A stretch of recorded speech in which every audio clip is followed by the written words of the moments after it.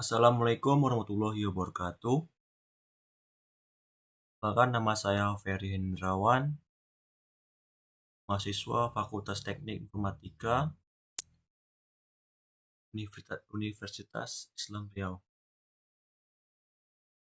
dengan NPM 1935 10360. Baiklah, di sini saya akan menjelaskan materi footprinting.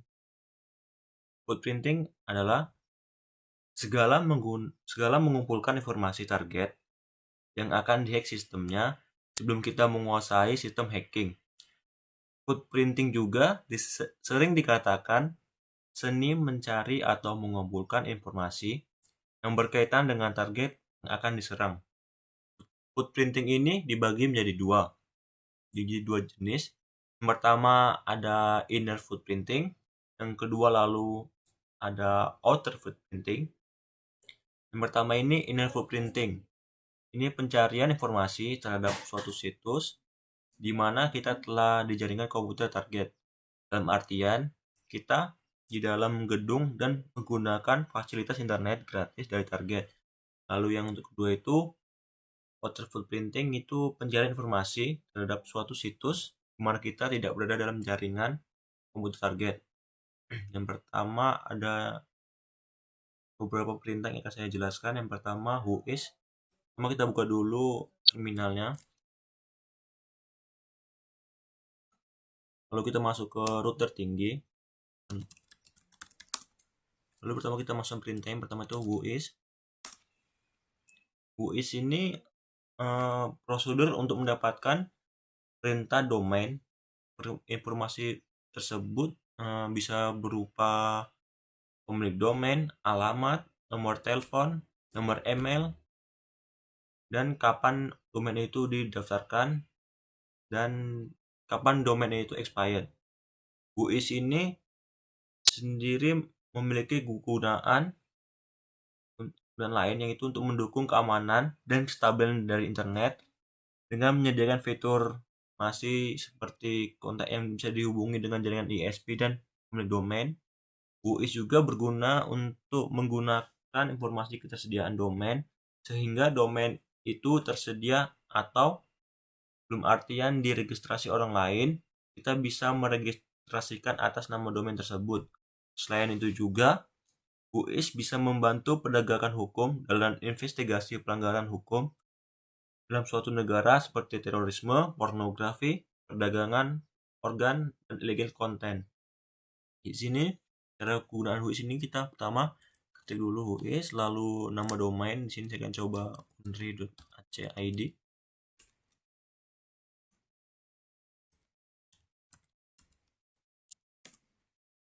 Lalu sini kita bisa dapat domain ID-nya, lalu domain name-nya, create kapan dibuatnya, lalu kapan diupdate, lalu adanya expire date. Dan sponsorin register organization juga ada ini, digital register. Lalu sponsor register URL-nya juga ada ini, digital register. Lalu ada di jalannya, lalu kotanya di mana, lalu provinsinya, lalu kode pos, lalu nomor telepon, lalu ada email. Lalu untuk domain yang kedua, saya akan coba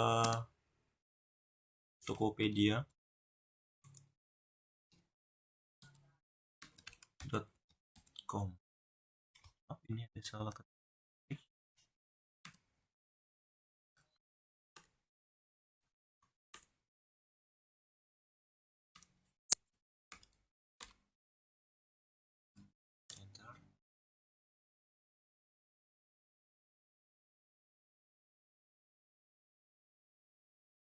Lalu akan juga muncul sama seperti tadi, domain name sama domainnya, register domainnya, register whois-nya, register URL, update-nya, kapan dibuatnya, lalu adanya expire date,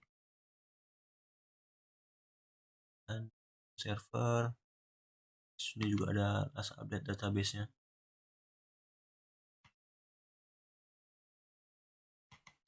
Oke, untuk yang kedua itu ada Dimitri. Itu kita clear dulu agar Dimitri. Dimitri ini merupakan sebuah tools pada Kali Linux yang berfungsi mendapatkan sebanyak-banyak informasi tentang sebuah domain. Dimitri juga berfungsi untuk mengumpulkan informasi seperti WHOIS, website atau domain dan IP mengambil informasi dari Netgraph.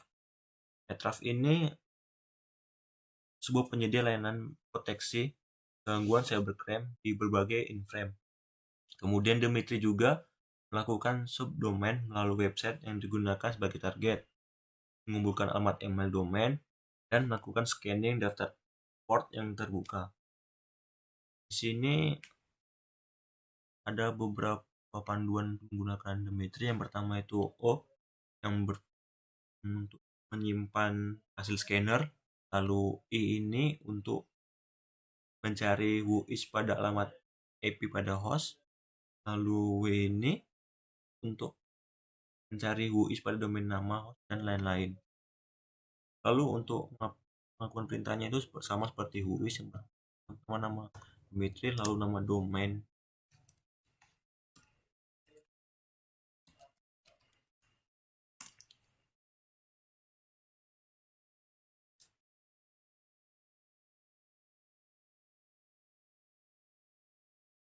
Kita tunggu dulu. Di sini host IP-nya juga sudah nampak dan hostname-nya. Kemudian subdomain juga sudah ada, ini kita sedang cari.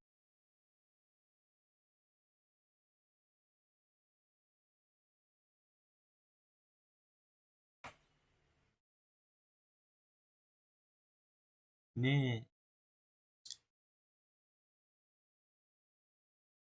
di sini juga sudah ditemukan 62 subdomain yang pada Unri ACID ini. Kemudian ini lagi di scan beberapa port yang sudah ada di sini. Di sini ada 21 port yang bersifat terbuka, lalu ada 22 port yang terbuka juga. Kemudian kita masuk yang domain kedua itu Tokopedia. Agar tidak lama kita buka terminal baru saja.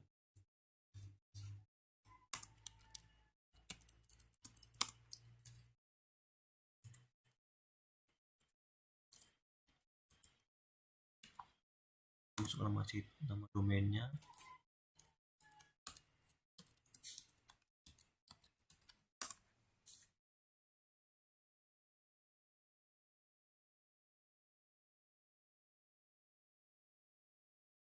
Di sini sudah ada host IP-nya, lalu hostname. Kemudian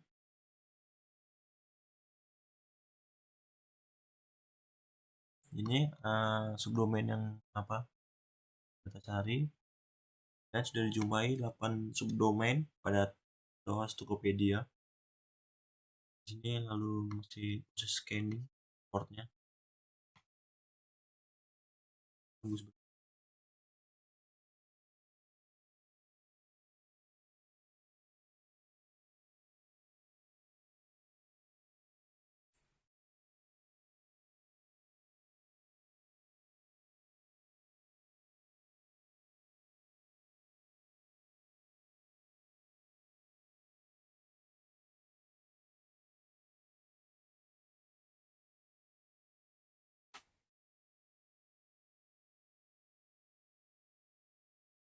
Oke, kan mungkin saya akan potong dulu videonya, proses scan,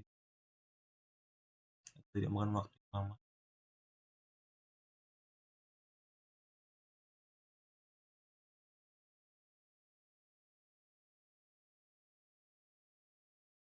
Oke, baik, di sini terdapat 5 port 50 TCP bersifat open, lalu 380 bersifat open. Kita lanjut yang untuk ketiga, kita coba dulu, dulu saja. Itu ada perintah TCP serut.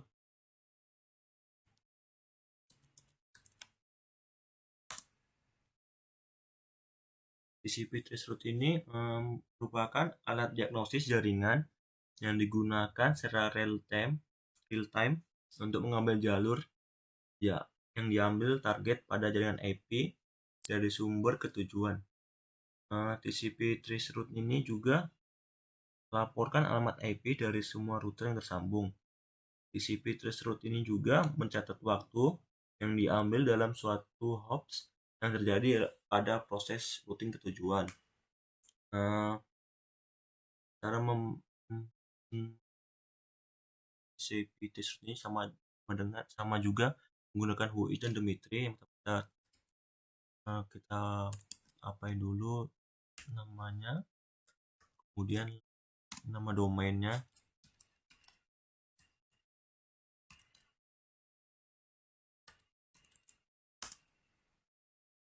Di sini terdapat dua IP pada semua router yang tersambung,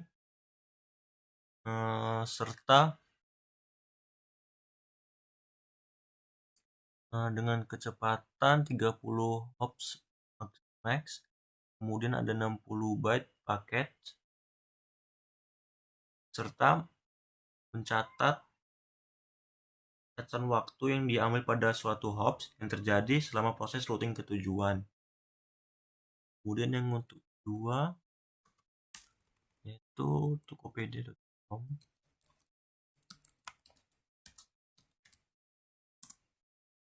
Di sini juga terdapat dua IP pada semua router yang tersambung, kemudian dengan kecepatan 30 maksimal, kemudian ada 60 byte paket, kemudian ada juga. Oke, baiklah, mungkin hanya itu yang materi yang bisa saya sampaikan. Kurang dan lebihnya saya mohon maaf. Akhir kata, akhiri, wassalamualaikum warahmatullahi wabarakatuh.